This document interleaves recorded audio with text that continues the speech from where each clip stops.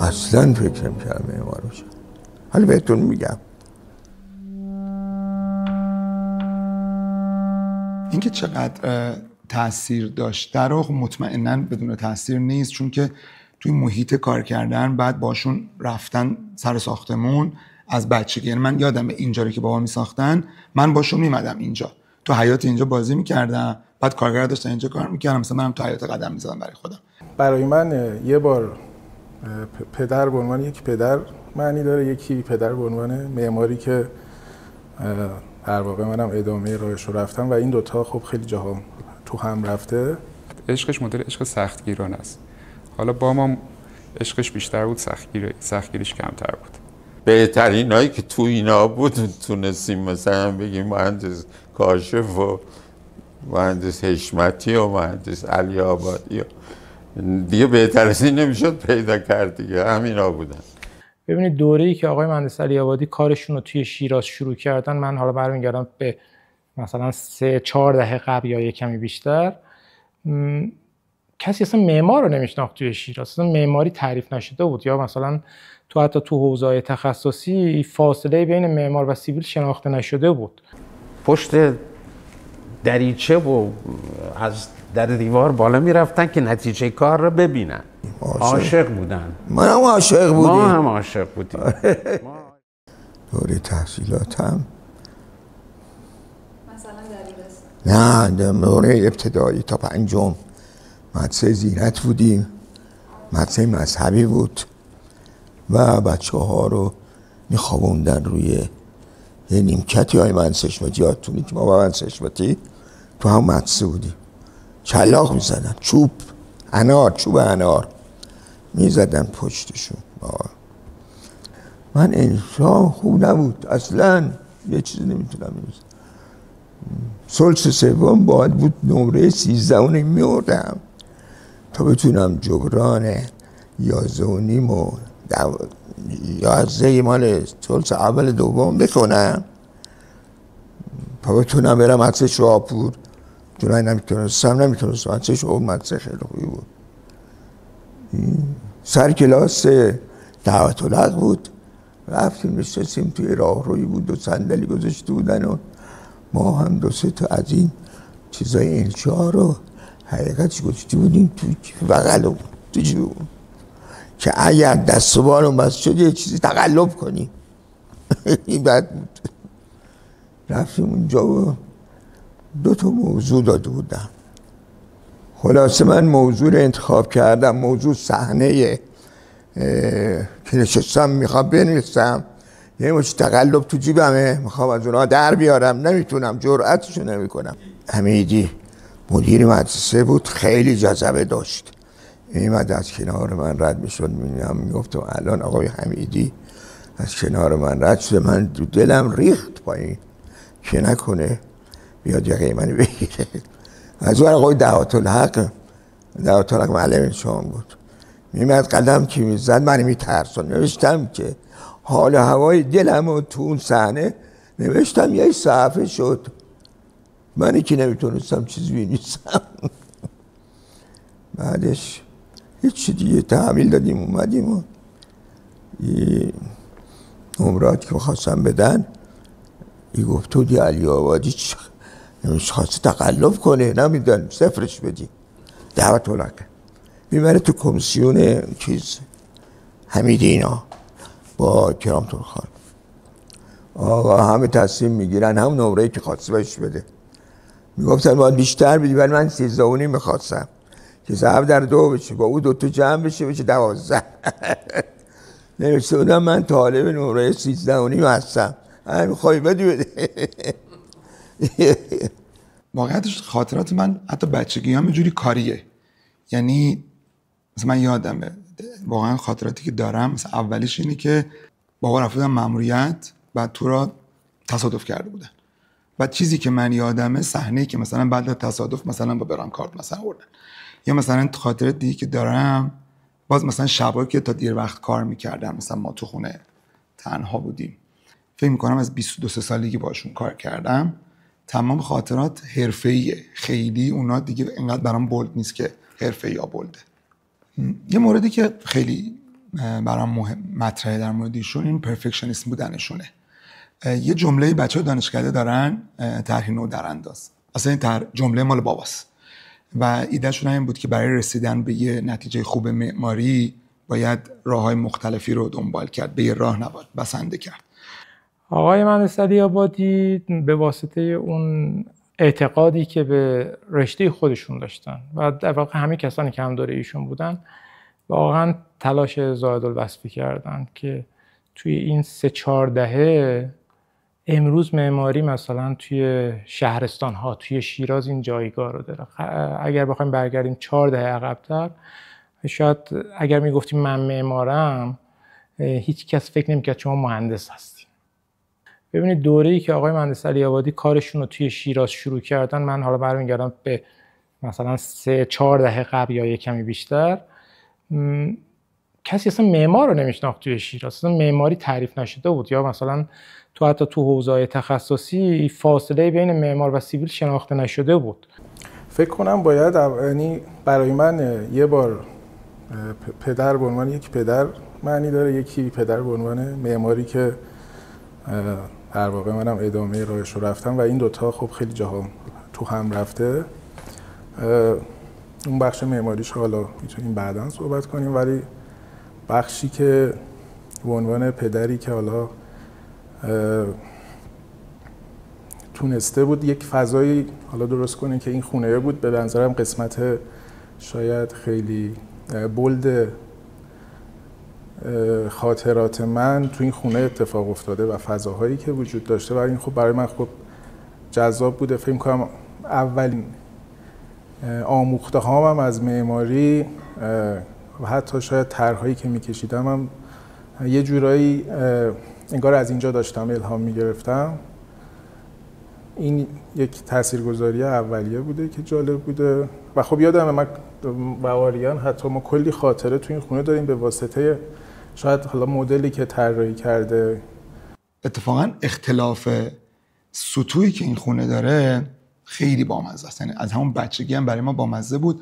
حتی با بچه‌های فامیل هم که میمدن اینجا باز از این اختلاف سطوح یا حتی مثلا یه شومینه ما داریم که یه دیتیلی داشت، یه رادیاتوری که یه دیتیلی داشت، دیتیل مثلا دری داشت، ما از این دیتیل در مثلا برای بازی استفاده می‌کردیم.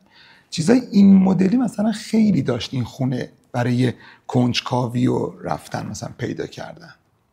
یادم بچه که بودیم دیگه مقیاسمون هم خیلی فسقلی بود، اینجا فوتبال بازی می‌کردیم تو این سالن، یا این از این بالا تا پایین خیلی چیزا برای هم دیگه پرتاب می‌کردیم.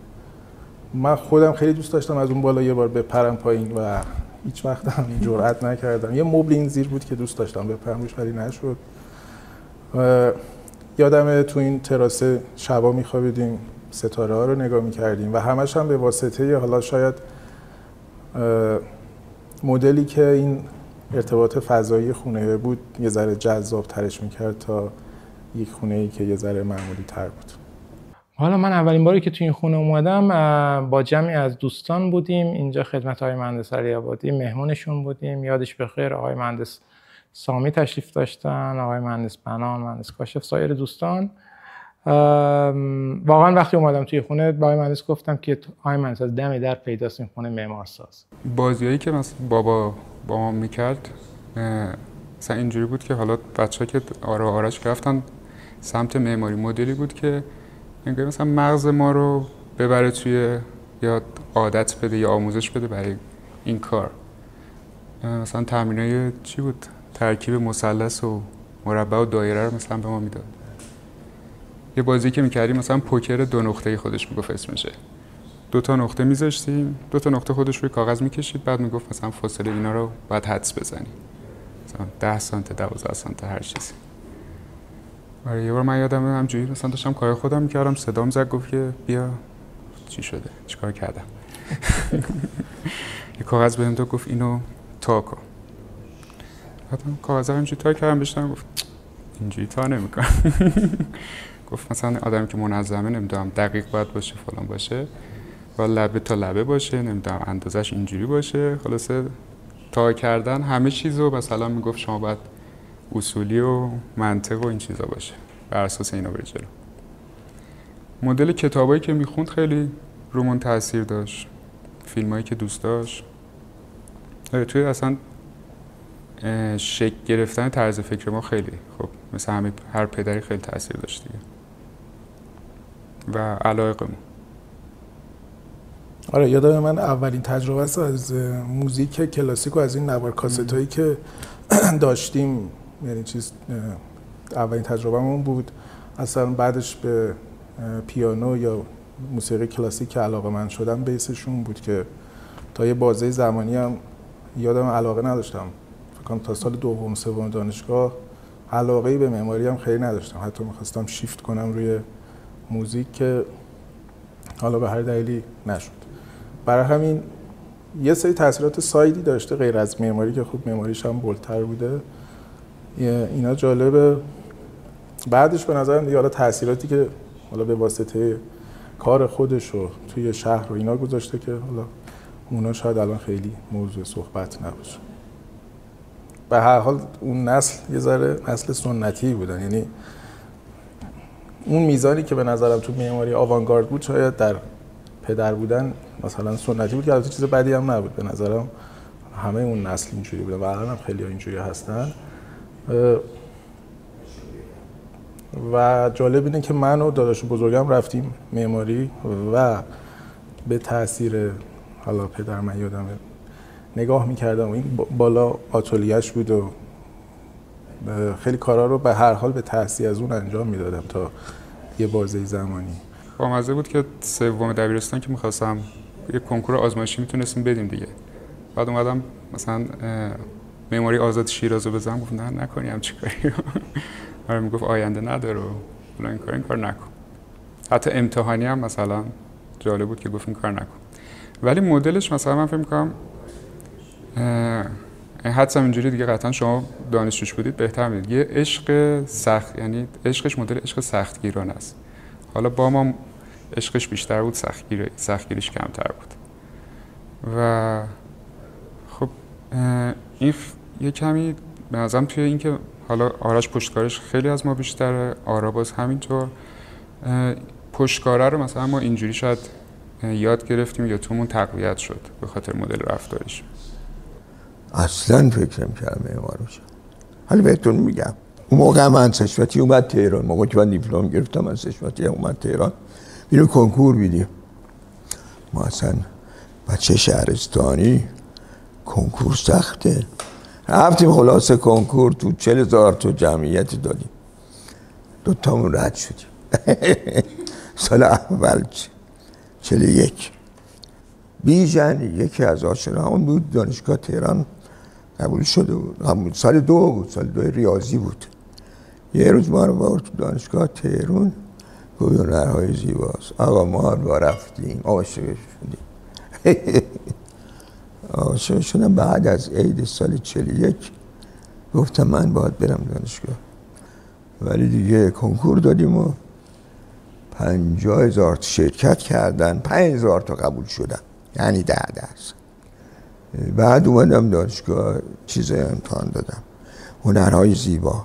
هنرهای زیبا 2 تا امتحان داشت، یکی از روی مجسمه هرکول و ونوس و ایسکفرون و عرض شود که اینا بود، یه چند تا مجسمه دیگه بود. به من هرکول خورده بود، باید بود شاهی هم که اسلام مشخص بود، باید بود زغالای گرداب بود، زغالای ترسیم، باید بود سایه میزدی و این مجسمه رو نشون میدیدی که مثلا این هرکوله از پشت از جلو. دیسکفرون بود، یه مجسمه دیسکفرون هم داشتیم. شود که یه روزش بود، 4 ساعت صبح میمدیم 12 تموم میشد میرفت، بعد 2 دین قبول میشد. روز بعدش گفتن که مناظر و مرایا، رفتیم و من 2 تا سوالش یادمه حقیقتش. یکیش ای که گفتن منظره یک بافت شهری رو بکشین، خیابون و درخت و گل و بطه و مردم، و یکیش هم ترسیم فنی بود. گفتن 2 تا چوب داریم به قطر 5 سانت یا 6 سانت، اینا رو به هم بزنین، حالا هر کی یه طوری میزنه، یکی طوری میزنه، به هم بزنین و تصویر افقیش و نیمرخش و اینا رو بکشین، پرسپکتیوش هم بکشین. کار سختی بود، نبود؟ به نظرم کار سختی بود که شما بتونی اون خلق کنی. صحبت خلق کردن بود. تقریبا سال 71 میشه گفت که ما رو خبر کردن. من بودم در خدمت آقای مهندس علی آبادی و آقای مهندس یادش بخیر جاوید سامی، مهندس کاشف و آقای دکتر شمشیری، به اضافه یکی دیگه از دوستان که من الان میراث فرهنگی بود. میراث فرهنگی بودن ایشون. مأمور شدیم که دانشکده معماری را بندازیم. گشتیم دنبال این که یه محلی باشه و خوشبختانه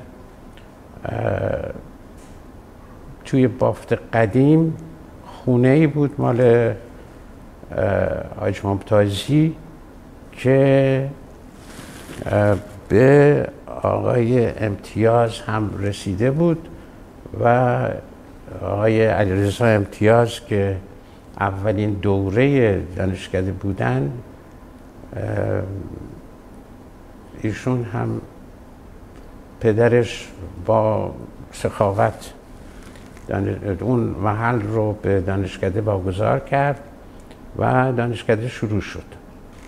خاطر مشترک کلاسایی که داشتیم و جوجمانایی که با هم داشتیم که بچه ها اون سالهایی که باز یادم میفته به سالهای اول دانشکده که بین سال 71 تا 80 بودش،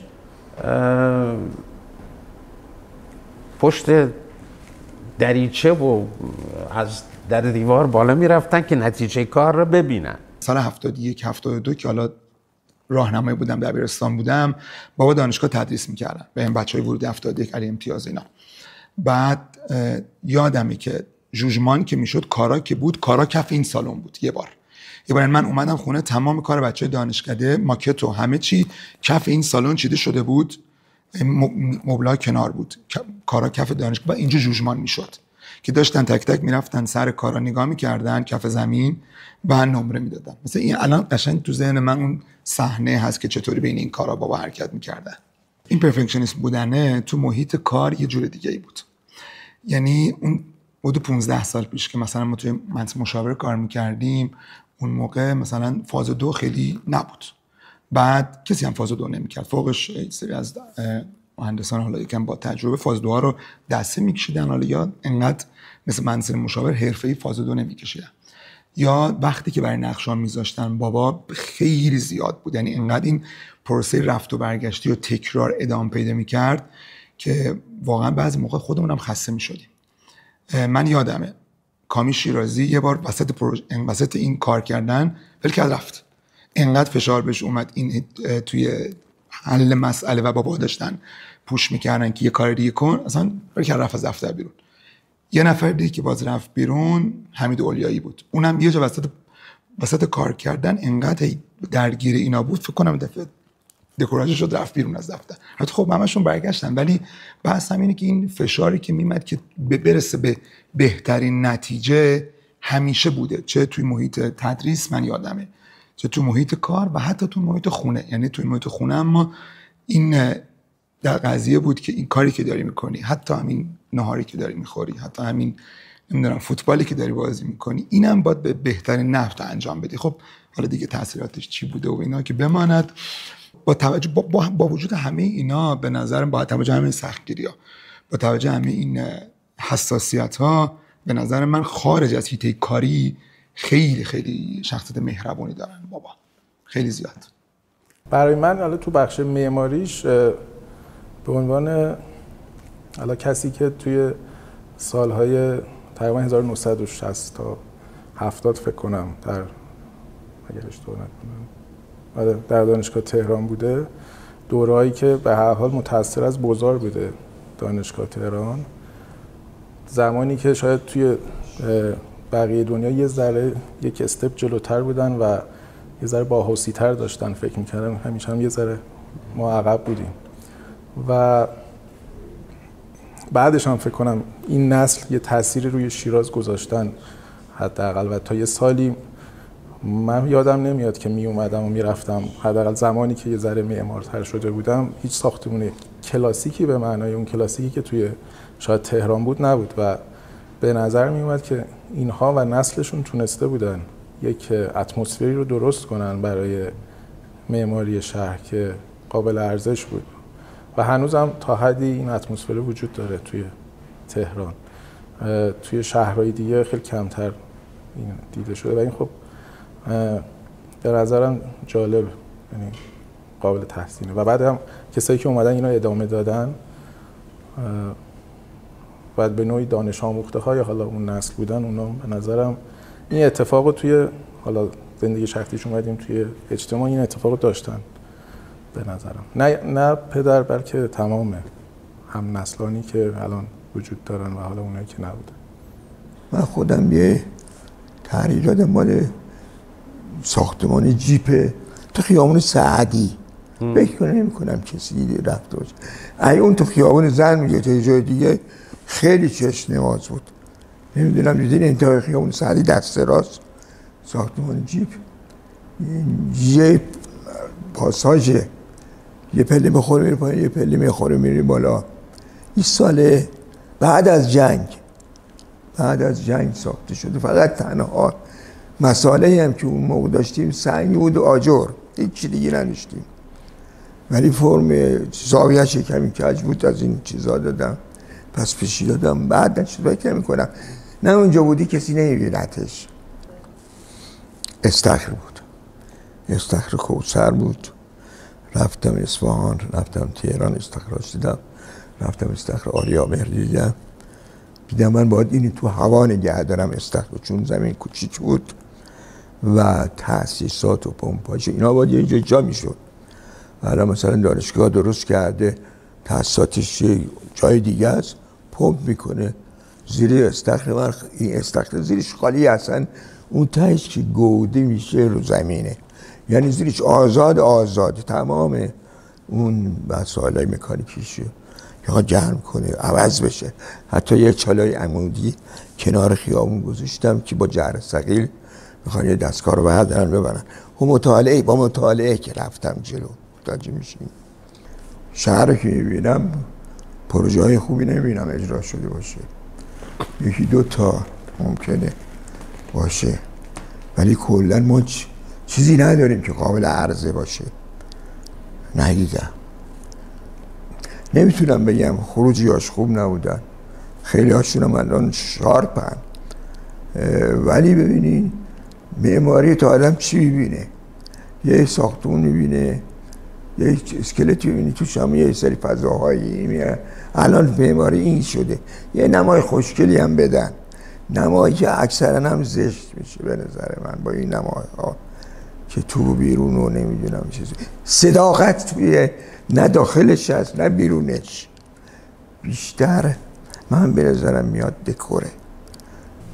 سابقه دوستی من با مهندس علی آبادی خیلی زیاده، ولی قبل از دوستی در واقع سابقه آشنایی است، چون ما اولش دوست نبودیم. مهندس دیمی که شروع کرد این نظمی دادن گفت خب نقشه رو کنترل کنیم و جزاعت توی بخش معماریشو ما رفتیم. من بودم، مهندس علی آبادی بود، مهندس سامی بود، مهندس حشمتی بود، ما 4 تا بودیم برای کنترل نقشه‌های معماری. هیچ الزامی نبود که این نقشه نه تنها معمار، اصلا مهندس پای این باشه نبود. مثلا فرض کنین طرف مهندس کشاورزی بود، تو فامیلش میگفتن آقای مهندس، دیگه نمیدونست آقای مهندس کشاورزی که نقشه ساختمان. میگه آقای مهندس من یه خونه میخوام بزنم، نقشه به من میدی؟ اونم نمیگفت من بلد نیستم. یعنی واقعا میگم در این حد بودا. یه چیزایی نمیدونم 4 تا خط می آوردن با عنوان نقشه این پروانه می‌خواستم. اینو ما باید کنترل می‌کردیم. ما شروع کردیم در وهله اول یاد دادن که نقشه که میارین نقشه کشی چطوری باید باشه، پلان چیه، نمیدونم اینا رو باید تعریف میکردیم طرف یاد بگیره که چه نقشه‌هایی باید بیاره. در همین حد بود. خب توی این زمینه قبل از من واقعا مهندس علی آبادی نه، یعنی شروع که کرده بودن اینو شاید 2-3 ماه بعدش منو خبر کردن که ما رفتیم اونجا و تا بعد از شاید چندین سال، شاید 4-5 سال گذشت که گفتن یه مهندس باید زیرش باشه، نه بازم نه اینکه معمار باشه، مهندس عمران مثلا زیرشون نقشه رو میده. تا بعد یواش یواش این در واقع شروع این فعالیت های چیزی تو این زمینه. مهندس علی آبادی واقعا خیلی جدی وقت میذاشت، زحمت میکشید، روی این کار میکرد، بعد میآورد مثلا با ما مشورت میکرد. فکر کنم سال 68 بود 69 بود که بحث دانشکده معماری پیش اومد. آقای کاظرونی در ایران چند تا دانشکده معماری از وزارت علوم مجوز گرفته بود که دانشکده معماری. او باز اومد شیراز و گفت که دوست دارم اولینش رو توی شیراز ما بذاریم. اون موقع هم این دانشکده آزاد اینش کدوم نبود، یعنی تنها باز علم و صنعت بود و دانشگاه شیراز و دانشگاه ملی، ببخشید دانشگاه تهران و دانشگاه ملی همینا بودن. از هم سال اول راه انداختنش ما بودیم و چنگ و دندون. اول بردنمون توی باغ مردونی، یه مردونی بود تو خیابونه، کجا بود؟ پایین تر از مردونی بود ها، نمیدونم، یا انبار بود. خونه نبود، انبار بود. انبار بود گذاشته بودن، من زیاد چیز نبودیم. ولی گفتیم ما اینجا نمیام که اومدیم قاهانی رو خریدن 50 میلیون. گفتن هستیم، گفتیم هستیم. رفتیم درست کردیم دانشکده معماری که روز اول بردن اون پایین قاهانی او خیابونی ادامه داشت، نمیدونم مردونی بود، انبار بود. من هم روز اولی که رفتم گفتم خداحافظ، ولش کردیم اومدیم گفتیم تا یه جایی نگیرین نمیاد. خلاصه ترم اول تموم شد، ترم دوم گرفتن خونه یه چیزو امتیازو. آره اونش گرفتن قابل قبول بود برای ما. بعد یه دی رفته بودن گفته بودن این ضد انقلابه، شما میخواین بکنه رئیس؟ آره ولی شده یاد باشه. گفتن اصلا تو برو بیرون.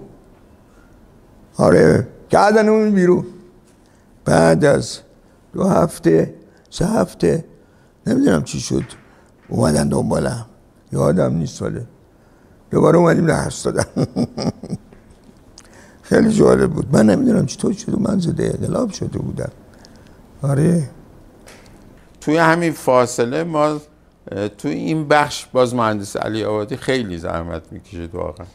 ما تو دفاتر خودمون جلسه میذاشتیم، هر هفته جمع میشدیم، چون این سرفصل‌ها چند سال قبلش اون انقلاب فرهنگی شده بود و یه تغییراتی داده بودن. این سرفصل‌ها رو ما میگرفتیم روش کار میکردیم که بعد حالا کی مناسب این هست برای تدریس، که بین اینا ما آمدیم انتخاب کردیم دیگه بهترین هایی که تو اینا بود تونستیم مثلا بگیم مهندس کاشف و مهندس حشمتی و مهندس علی آبادی. دیگه بهتر از این نمیشد پیدا کرد دیگه، همینا بودن. توی همه این دوره ها واقعا یکی از فعالانی که خیلی زحمت میکشید مهندس علی آبادی بود. یعنی از خصوصیات مهندس علی آبادی که بگم، یکی جدی بودنش، احساس مسئولیتش، یه مسئولیتی که قبول میکرد واقعا روش وقت میذاشت. یکی دیگه قانون مداریش، یعنی همیشه الان هم هست، یعنی همیشه میگه قانون بد بهتر از بی قانونی و ما باید قانون حتی بدم اگه اعتقاد داریم رعایتش بکنیم و کسی که قانون گریز هست و مهندس علی‌آبادی بدون رودرواسی بهش حمله میکنه، یعنی همیشه از خصوصیاتش میپره و دعوا و فلان که چرا رعایت قانون رو نمیکنی. الان هم هست، همیشه چیز صحبتش همین هست و برعکسش هم کسی که رعایت قانون رو میکنه اینقدر دوست داره و تشویق میکنه و این از خصوصیات مهندس علی‌آبادی هست. توی زمینه‌های چه نظام مهندسی، چه همکاری با شهرداری، چه توی دانشگاه، یکی از کسایی که خیلی تاثیرگذار بود مهندس علی‌آبادی بود تو این دوره. اولین ارتباطی که برقرار کردیم با دفتر فنی استانداری و من اولین بار آقای مهندس علی‌آبادی و مهندس حشمتی رو توی دفتر فنی استانداری فارس دیدم که تو خیابون فردوسی خودشون ساختمون ساخته بودن. الان هم فکر کنم فضای سبز شهرداری باشه اونجا. اولین بار اونجا با این دو تا آقایون آشنا شدم.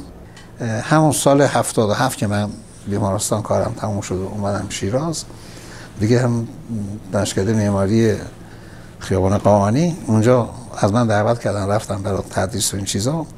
من از علی‌آبادی رو سالها بود ندیده بودم، اونجا دیدم و بعد حالا به خاطر همین قانون مداری که ایشون میفرمان یه عده توطئه میکردن بر علیه ایشون. خودم میدیدم که اعلام میکردن به بچه ها که شما برید درس با ایشون گرفتید و حذف کنید.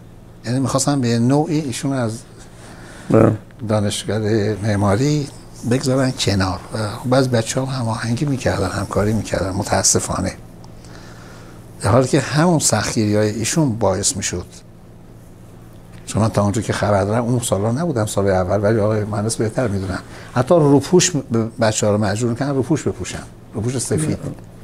و اما بعدش رفتم سربازی که چه بگم، بیدادی بیدادمان از سربازی، چیه بیام سربازی قدم رو بزنم. بعدش رفتیم لشکرک هم دو ماه اونجا برای که نگهبانی ندارم شدم گروه نگهبان آشپزخونه. آره 2 ماه هم تموم شد، ما رو فرستادن مخابرات چه ارتباطی چیز داشت، معماری داشت. سربازیم که تموم شد اومدم برم استرالیا، سفارت استرالیا یه چیزی داد به من، گفتم تو چیکار هست؟ گفتم من دانشگاه تهران تموم کردم، مهندس معمارم. گفت اینو بنویس پر کن بیباره من میفرستمت استرالیا. ما هم چند ما یه ماشین داشتم فروخته بودمش، گفتم نه نمیتونم، پول ندارم دیگه. ولم کرد، خودم هم ول کرد. در همین ضمن یکی از آشناها گفت که وزارت کشور استخدام میکنه. وزارت کشور رفتم، وزارت کشور حکم گرفتم برای بهترین جایی که سکون فراوان بود، ساکتیش اصلا معرکه بود. رفتم یاسوج 40 تا خونه سازمانی داشت و بقیه‌اش هم یه حالت دهرینا داشت، شاید 20,000 تا 10,000 15,000 تا جمعیت داشت. یک تیمساری داشت، تیمساره این فرماندار کل بود، خیلی ازش میترسیدن. یه روز طرح داده بودم اجراشم کردیم، آبنمایی اومد گفت که اصلا به که تقدیر بکنی، یه مقدار اومد اذیت ما کرد. بعد هیچ ول کردم، اومدم دفتر میخواستم بل کنم بیام شیراز. خوشبختانه یه هفته بعدش آقای تیمسار عوض شه و یه مهندس جالبی برامون اومد، مهندس امیر ابراهیمی. ما یه 3 سالی با این کار کردیم. سال 52 که شد گفت علی‌آبادی میخوام تاچ تلفن به پا کن. گفتم چیکار می‌کنی؟ گفت میخوام یه مونومانی بسازیم برای 20 سال 1351 شاهنشاهی. گفتم باشه. 12 لایحه انقلاب. اومدیم یه روزه طرحی دادیم و 12 لایحه هر 12 تا هفته گذاشتیم کنار، یه دایره درست کردیم. اومد نگاه کرد و یه ماکت هم ازش درست کردیم. بابا بودم گفت به پشو همین الان برو تهران. گفتم من چی؟ گفت بده محاسباتش بکنم. هست عکساشا. رفتیم 1 ماه و نیم باید بودیم با تون آرمه ساخته میشد.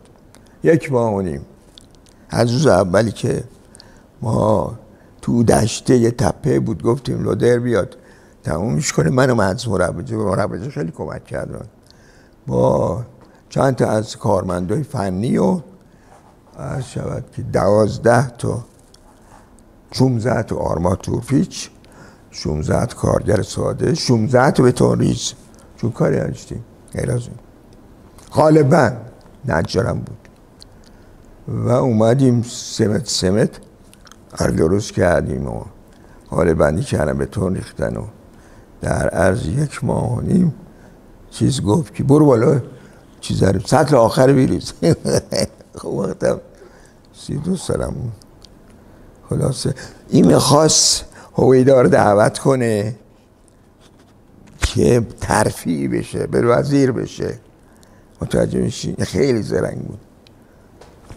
بعدش هم اومدم شیراز، اون چیزی بهم دادن، مدال طلای آریامر دادن و هویدا هم برام امضا کرد. مال آریامر هویدا امضا کرده که میخواست.